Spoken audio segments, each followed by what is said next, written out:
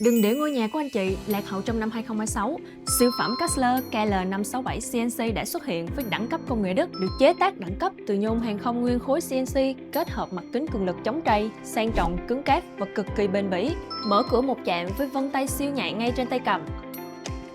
Đặc biệt, anh chị có thể dễ dàng quản lý lịch sử ra vào và cấp mã từ xa qua FPT Lock này. Không chỉ vân tay, khóa còn hỗ trợ đa dạng phương thức, bao gồm mã số, thẻ từ, chia cơ chống sao chép và cả mở khóa từ xa qua remote trong phạm vi 20m. An tâm tuyệt đối với công nghệ xáo trộn mã và tính năng thông phòng.